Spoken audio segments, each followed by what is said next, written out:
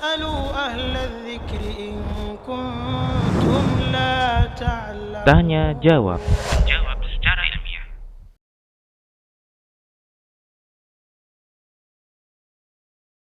Kaum muslimin dan kaum muslimat rahimanallahu wa iyyakum, perlu kita ketahui bahwasanya yang pertama, pendidikan anak itu kewajiban siapa? Itu dulu. Ya. Kewajiban siapakah pendidikan anak ini? Allah Subhanahu wa taala mengatakan, ya ayyuhalladzina amanu qu anfusakum wa ahlikum nara. Wahai orang yang beriman, selamatkan dirimu dan keluargamu dari api neraka. Jadi sebenarnya tarbiyah aulad, tarbiyah anak-anak itu pada dasarnya adalah kewajiban orang tua, bukan kewajiban sekolah. Sekolah itu hanya membantu. Ya. Jangan sampai jadi apa yang kita ketahui tentang sunnah Rasulullah SAW itu yang kita ajarkan. Jangan sampai ketika kita ke sekolah, malah sekolah itu merusak anak kita.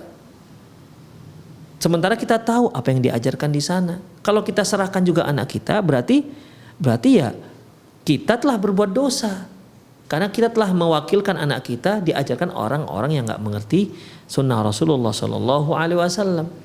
Jadi kalau tidak ada sekolah yang begitu, bagaimana? Maka kita sekolahkan di rumah. Ya, kita ajarkan semampu kita. Ya. Pada zaman Rasulullah SAW tidak ada yang namanya sekolah, ya, karena memang pada asalnya kewajiban pendidikan itu, tarbiyah itu adalah kewajiban orang tua. Sekolah itu membantu, pondok pesantren itu membantu, ya, membantu kita untuk mendidik anak-anak kita untuk mendapatkan ilmu yang lebih. Demikian. Apalagi ini masih usia TK.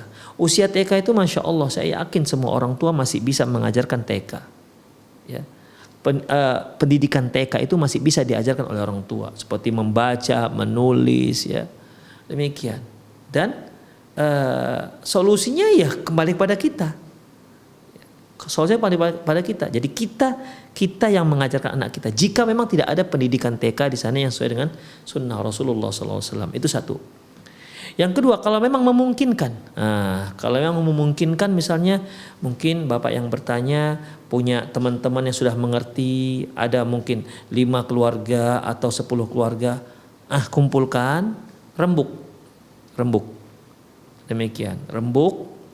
Ini gimana nih, kita harus buat TK ini, anak-anak kita ini gimana? Udah rembuk, mungkin untuk sementara dengan menggunakan meminjam salah satu rumah yang mungkin rumahnya agak luas, ya.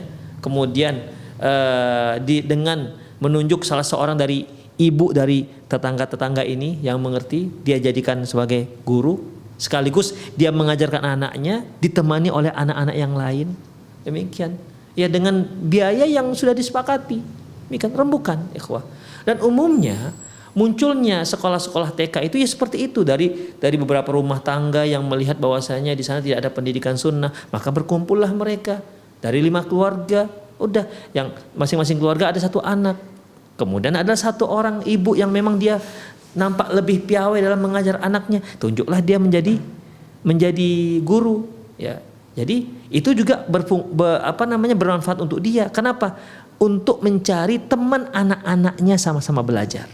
Jadi sekalian mengajar anaknya, juga sekalian mengajarkan anak-anak yang lain. Kan beda ikhwah, anak-anak yang belajar sendiri dengan ada teman-temannya, lebih semangat dia. Demikian. Adapun kalau ada biaya dana sedikit yang untuk menunjang, ya hanya untuk beli pulsa misalnya, ya itu tinggal kesepakatan. Demikian. Jadi pendidikan itu sederhana kalau kita buat. Mungkin di sana ada yang punya rumah atau ada halaman sedikit, buat pondok-pondok atau pakai gedek, pakai bambu gitu kan. Yang penting dia terlindung, panas pakaikan kipas angin, anak-anak di situ belajar. Demikian ikhwah. Sederhana saja dulu. Dan dari sinilah nanti akan tumbuh, ya, orang-orang akan melihat kalau ketika kita muncul kualitas yang bagus, orang-orang akan lihat, kamu dari TK mana? Itu yang di pondok gedek itu. Memang gedek bambu, tapi Masya Allah hasilnya anak baru usia misalnya 5 tahun sudah banyak hafal surat-surat. Itu orang akan melihat, ya. histori munculnya sekolah-sekolah besar itu awalnya dari begitu-begitu, di tempat yang kadang-kadang agak pedalaman. Orang lihat ini anak-anak kok udah bisa baca Araital ladzi, sudah hafal, bapaknya yang hafal begitu kan. Ada yang sudah baca setengah juz, masya Allah, masih baru tamat TK sudah setengah juz, sudah bisa baca Quran. Demikian ikhwah, kualitas yang luar biasa. Demikian. Orang-orang akan melihat kualitas. Sekarang orang lihat kualitas, bukan fisik sekolah yang bertingkat dan mewah, enggak. Demikian. Jadi kalau memang bapak sendirian di sana, udahlah, nggak ada cara lain selain bapak harus mengajarkan sendiri. Kalau ada beberapa keluarga 2, 3, 4, berembuklah. Nah, demikian. Berembuk, ya. Angkatlah salah seorang dari yang rumah tangga ini, seorang ibunya, akhwatnya, atau ada anaknya yang sudah bisa mengajar, demikian, untuk mengajarkan anak-anak kita tersebut. Kita pikir dari yang sederhana saja dulu, ya, dari sederhana. Insya Allah kalau kita berjuang untuk memperjuangkan sekolah tersebut, Allah Subhanahu wa taala akan memberi kemudahan. Walladzina jahadu fina lanahdiyannahum subulana. Mereka yang berjihad, mereka yang bersungguh-sungguh di jalan kami, ini kita buat TK ini untuk menghidupkan sunnah Rasulullah SAW, supaya anak-anak itu mengerti dengan sunnah Rasulullah SAW.